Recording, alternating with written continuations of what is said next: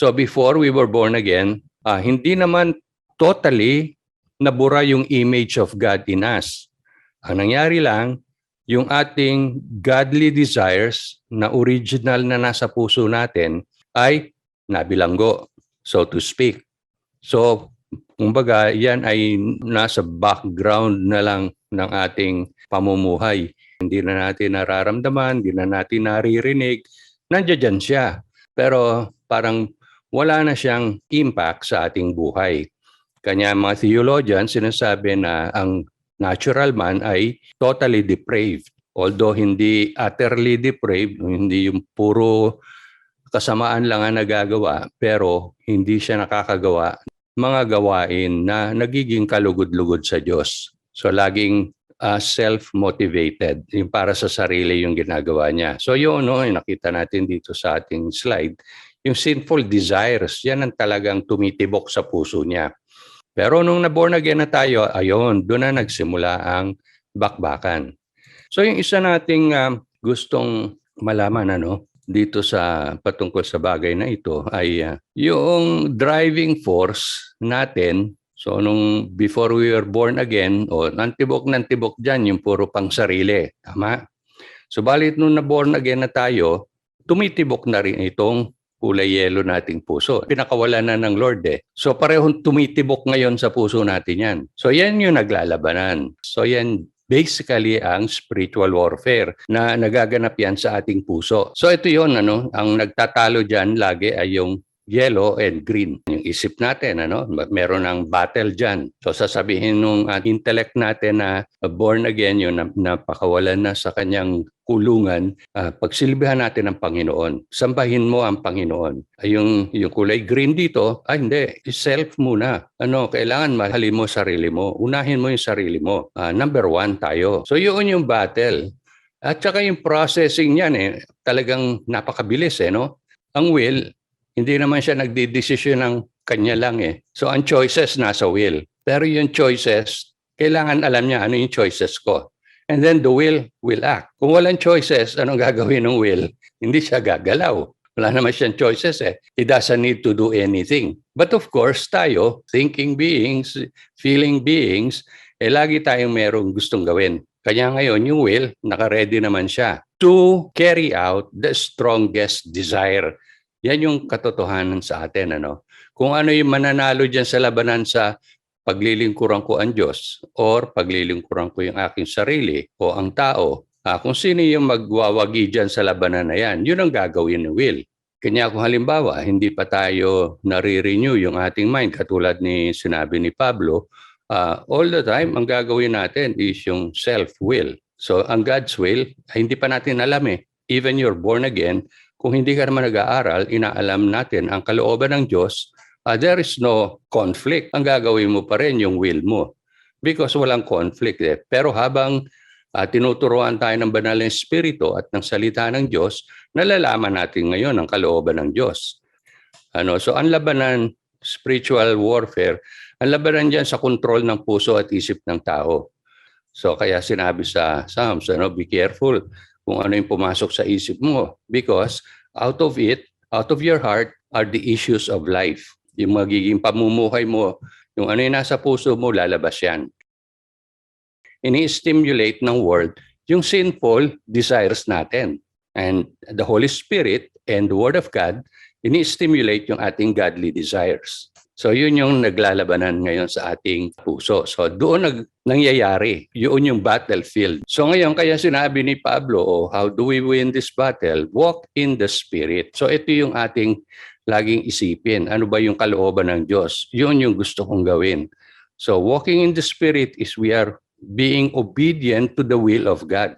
Paano tayo magiging obedient? Well, we have to first understand what the will of God is in all aspects of our life. Kaya kailangan lagi tayo nag-aaral. Kaya pag nakikita natin, masipag mag-aral ang isang mananampalataya, malamang-lamang na most of the time, he or she will be walking in the Spirit. Sabi dito, walk in the Spirit and you shall not fulfill the lust of the flesh. For the flesh lusts against the Spirit, and the Spirit against the flesh. And these are contrary to one another, so that you do not do the things that you wish. Huwag mong gagawin yung gusto mo, kundi gawin mo yung kailangan mong gawin. Not what you want, but what you need to do.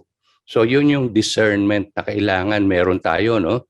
Nadi-discern natin yung ating want sa ating needs. Ang kailangan natin to do God's will. Ang gusto natin to do our own will. Yan ang labanan dyan. So kung sino yung susundin natin, yun yung magiging buhay natin. So walk in the Spirit. Yan ang sabi ni Paul. At dyan tayo magwawagi against yung first enemy, yung ating sariling kagustuhan. Number 2 enemy is the world. Kanya sabi ni Paul, huwag niyo susundin ang patterns of this world. Kasi ang mundo, lahat ng world systems, political, social, economic systems na in place sa mundo ay mula kay Satanas. So kung gusto natin malaman ano yung political system na set up according to God's will, kailangan we refer to the Bible again. Sinong boboto mo na magiging president, vice president, mga senators natin dito? Meron tayong choices. Pero paano mo natin i-weigh ngayon yan? Sino yung ating boboto? Kung hindi natin nauunawaan yung political system sa Bible, so kung nililimit natin ang ating sarili sa political system sa mundo, maski sinong boto natin, it's not going to be according to God's will. Dahil hindi natin inaalam what is a government, what is a good government. What is a government that is pleasing to the Lord? So ang responsibility ng Christian, ano yung political system that is in accordance to God's will, in accordance to the Word of God? Ano yung mga social systems na in accordance to God's will? Ano yung mga economic systems na kailangan nating susundin dahil yun ang according sa kalooban ng Diyos? So malaking responsibility, being a Christian. If you want to be a disciple of the Lord Jesus Christ, meaning to say, you follow the Lord. You follow His principles, you obey His teachings, yun yung pagiging disciple. So that's what we strive for. Kaya tayo nag-aaral. And that is why we support each other. Because we want to be disciples of Christ. Gusto natin sundin ang Panginoon. And besides, yun yung pinag-utos din ng Panginoon sa ating mga leaders, sa ating mga pastor. Make disciples of all the nations, baptizing them and then teaching them to obey all that I have commanded you. So all, meaning to say, lahat ng life's principles na tinuro ng Panginoong Jesus, na tinuturo ng Biblia, yun yung ating susundin. So malaking responsibilidad. So hindi yung na-born again na ako, tapos na ako, masaya na ako.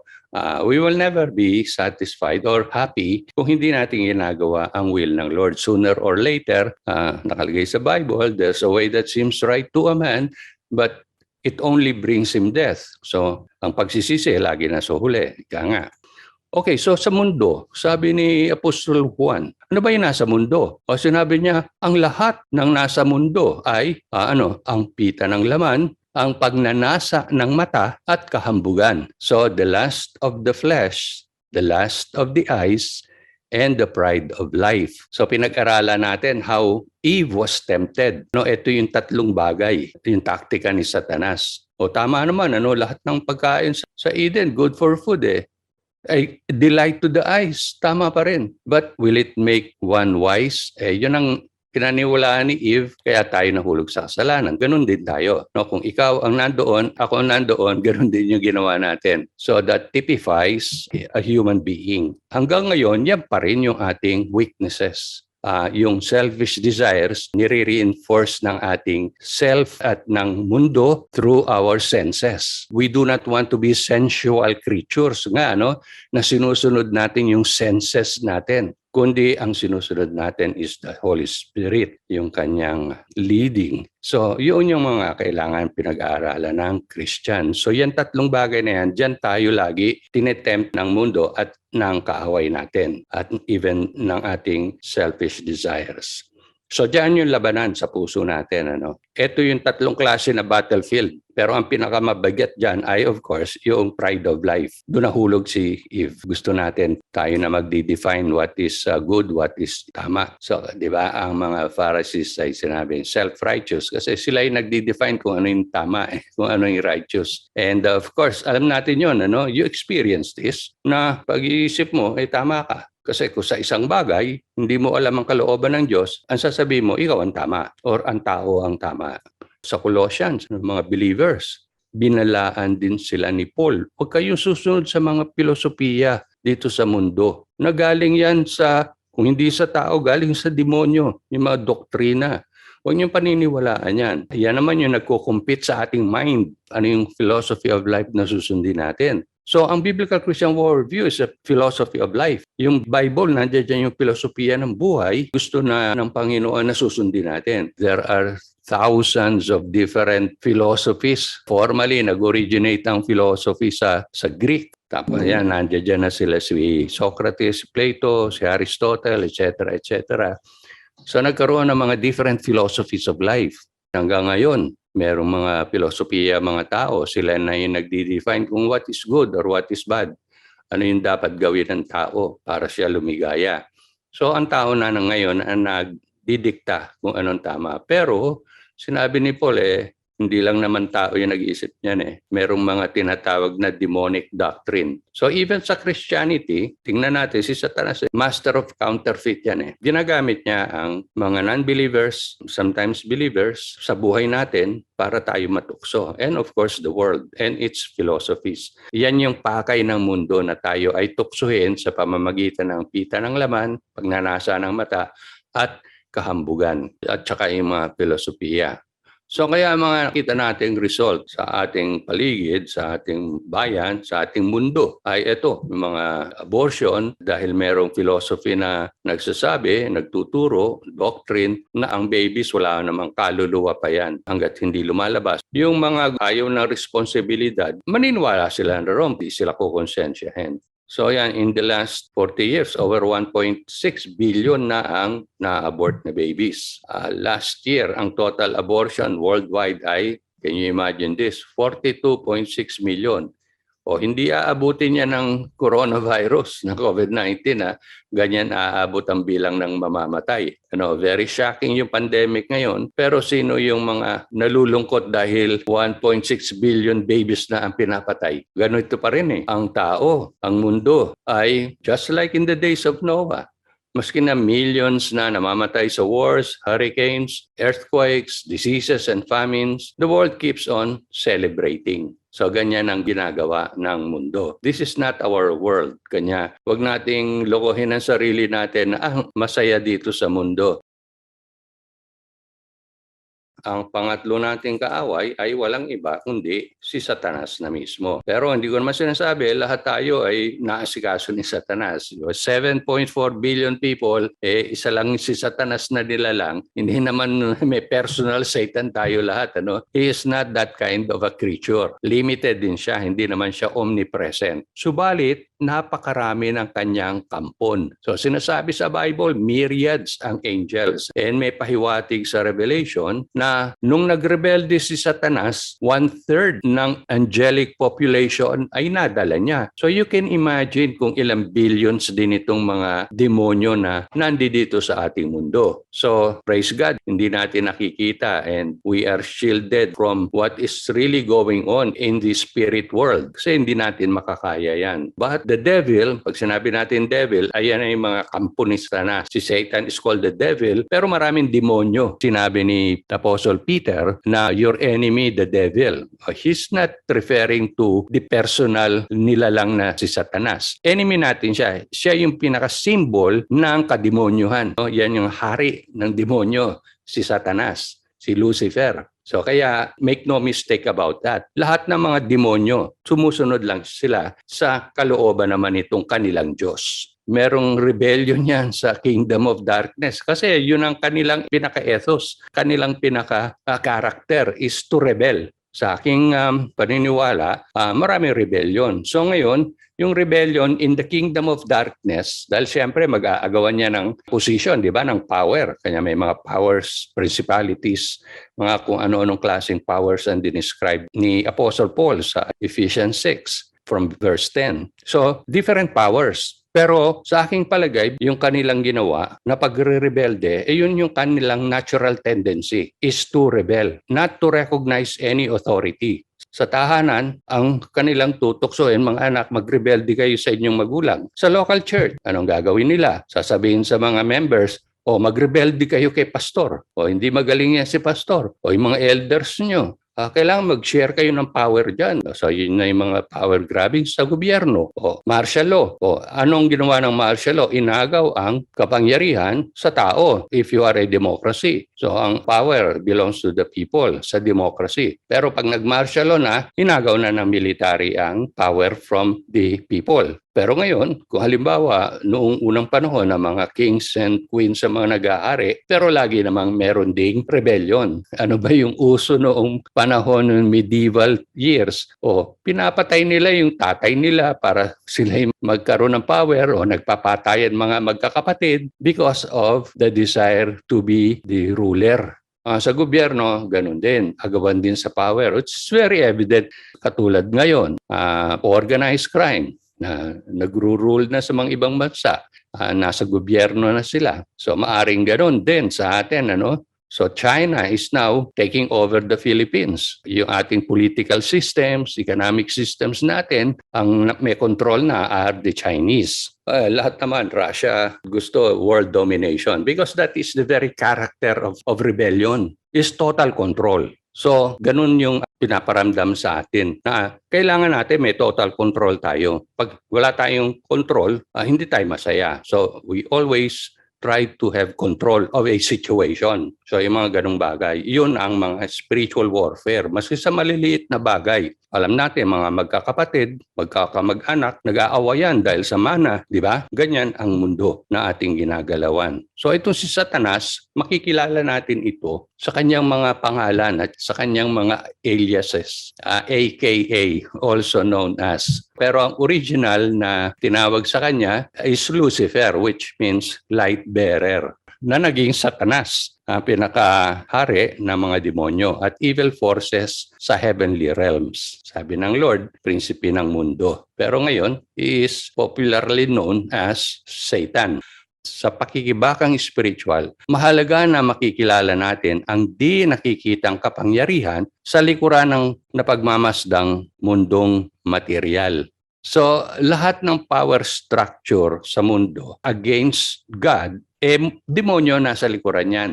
Maski hindi natin nakikita natin yung mga tao na ginagamit nila. Pero ang nasa likuran nila, si Satan or ang devil o demonyo. So yan, makikita natin yan sa Isaiah, yung ina-address si Satan, ina-address din yung king na naka-front sa kanya. So Isaiah 14, Ezekiel 28, sa Daniel, ano? Sino yung king of Persia na nakapaghadlang dun sa anghel na pinadala ng Diyos to bring the answer to Daniel's prayer? Is the king of Persia o hindi yun yung tao? Of course, kaya sinabi ni Paul, we are not against flesh and blood. Kaya maski na yun sa gobyerno, sa politika, military, hindi tao kalaban natin. Ang kalaban natin all the time is the evil principles behind everything na nagpapatakbo ng mundo. Sa pantawag kay Satanas ay adversary. So yun yung sinabi ni Peter, ang ating kaaway. Siya ay parang isang leon na umaatungal. Naghahanap kung sino ang kanyang malalapa. You cannot play with fire na hindi ka masusunog. Kanya we do not play with sin. Walang small sin, walang white lie. Mananatiling maliit. Kasalanan ay hindi nakukontento sa maliit lang. Lalaki at lalaki ang kasalanan. Ano mang kasalanan yan? Nagsisinungaling, galit, nagiging inis, ngit-ngit, o kanya nagkakaroon ng patayan. Also, he is the God of this world and he is a deceiver. O ito ngayon, alam natin sa church, maraming deceivers. Maraming mga pastor ngayon nagtuturo ng false doctrines when it comes to salvation, eternal security, the way we should live our lives, ay maraming talagang false prophets. Pag nadala ang pastor sa mga deceptive philosophies ng kaaway, ay kawawa naman yung mga tupa. Kasi yun ang ituturo din niya eh. So ang mga pastor ngayon na nadadala sa prosperity theology, anong tuturo niya sa kanyang mga tupa? So kawawa naman yung mga true believers doon sa mga churches na pinamumunuan ng mga undiscerning pastors. Tinatawag din siya na angel of light. Kasi anghel siya talaga dati eh. Kanya nakakapagpanggap pa rin siya na anghel. Binabalaan tayo na huwag tayong basta-basta naniniwala. Halimbawa, gumamit ng isang verse. Pero yung verse ginamit out of context. Kayang-kaya niya magbalat kayo bilang angel of light. And he is a schemer. Pinagpaplanuhan niyan tayo. Alam natin yung panlilin lang no, sa simula. Okay, maganda yung pakita sa iyo. Hindi naman lahat ng foreign missions doing the Lord's will. Siyempre, penetrate ni Satanas lahat ng ginagawa ng banal na espiritu. May counterfeit. So, kailangan talagang discerning dapat ang mga Christian leaders natin. Pero kung hindi naman nag-aaral ng husto ang mga pastor natin ngayon, madali sila mag-fall sa mga schemes ni Satan. Multi-level marketing na ginagamit sa mundo. Pumapasok din yan sa ating mga iglesia na ginagamit ang mga pastor para magbenta ng kung ano-anong produkto at meron silang kikitain. So yun ay isang eskema para mawala sa yung attention ng pastor doon sa dapat niyang ginagawa is to evangelize and to make disciples. Ay pag napunta ka na sa multi-level, pera na ang pinag-uusapan dyan na sisilo ang iba. That's a scheme. At devil din ang tawag dyan. No? Pero sabi ni James, resist the devil. Madali sa atin to resist the devil if we are walking in the Spirit. Pero kung bago pa lang ang mananampalataya o walang umaalalay sa mga bagong tupa ni Kristo, wala nagtuturo sa kanila, how can they resist the devil? Angel of light, schemer, ang dami niyang taktika. So bagsak lang ng bagsak ang bagong mananampalataya hanggang hindi inaalalayan ng mga matured Christians. Malaking responsibilities natin. Katulad ninyo, nag-aaral, yun yung kakatuwa. Nakikita natin na gumagalaw pa rin ang Panginoon sa ating kalagitnaan. Kasi mayroong mga mananampalataya na nagsasacrifice ng kanilang time and effort para lang matuto at maturuan yung mga bago-bago, mga bagets, para nang sila ay hindi lunok na lang lunok kung ano yung tinuturo sa kanila. Yung sunod na lang sila ng sunod sa takbo ng mundo. Then, ang discipleship is, one way to look at it is a rescue mission. Kasi kung hindi natin sila tuturuan, wala naman silang choices. Kung di, sundin yung dating gawi. So, tinawag pa siya Satanas, murderer from the beginning, sabi ng Lord. The Lord was referring, of course, to the first murder in the history of man, na pinatay ni Cain yung kanyang kapatid. So, he was a murderer from the beginning, and he is the father of lies. Yan ang galing na sa bibig ng ating Panginoon. Yan ang master ng kasinungalingan. Yung kasinungalingan, because he is an angel of light, napapaniwala niya na katotohanan yun eh. At, of course, ito, slanderer yan. So yan, ginagamit niya yan maski na sa mga matured Christians. Yung madali ka mag-guilty, marami ka nagawang kasalanan, kakahiya yung mga pinagagawa mo before you were born again. Pero nung na-born again ka na, sinasabi ng Bible, pinag-confess mo na yan, kinalimutan na yan ng Lord. Hindi ka na akusahin. Pero anong gagawin ni Satanas? Uukil-kilin pa rin yan sa believer. Hihiyain ka niya and aakusahin ka pa rin niya. Napakasama mong tao eh. Ma-depress ka. Master siya doon sa slander. At ginagamit niya yan. Pag-awayin ng mga pastor. Sisiraan niya. Yung iba. Within the local church, ginagawa niya yan. Nagkakaroon ng chismis. Slander yun eh. So para mahati niya ang isang local church, slander. Gagawin niya yun, libel. Mga pastor sa kanya nagkakaroon ng split sa denomination, kaya nagkakaroon ng awayan. Kasi ang mga pastor ay nakikinig sila, hindi lang sa isang tinig eh. Pag nakinig na sila sa mga slander napakana ng kaaway, maaring mapabagsak ang isang pastor. Meron akong personal experience dyan. Question yung aking credentials ng isang pastor. Parang na-derail ngayon yung aking mission dito sa Pilipinas. But of course, hindi naman siya nagtagumpay dahil nga ang katotohanan will set us free. So pero nangyayari yan within local churches, within denominations, at alam natin yan ay pangkaraniwang kaganapan sa ating mundo, even sa kaharian ng ating Panginoong Jesus. Kaya may labanan pa rin, may spiritual warfare pa rin. So ngayon, ito yung kanyang pinaka-main trabaho is to tempt. Tempter ang tawag sa kanya. So sa Matthew 4:3, sinubukan ni Satanas na pasunurin ang Panginoong Jesus matapos ang 40 days and 40 nights of fasting. Sa panunukso, magaling si Satanas. So diyan, pinag-aaralan niya yung ating weaknesses. Of course, alam niyo kung ano yung buton na pipindutin niya. Halimbawa, ang weakness natin ay kulang tayo sa pasensya, madali uminit ulo natin. Siyempre, pipindutin niya yan kung ano yung magpapainit ng ulo mo. Halimbawa, you are a driven person, you are a result-oriented person. Siyempre, gusto mo bilis kilos, ano? Wala kang pasensya ron sa mga tatamad-tamad.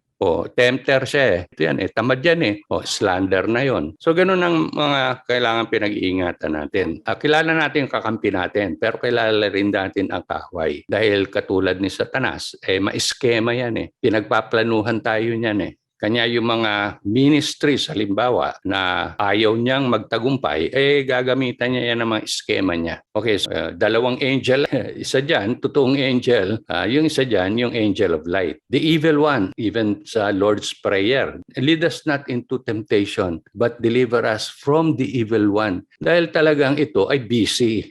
Ang evil ay walang pahinga. Kanya hindi rin tayo nagpapahinga sa ating pakikibaka.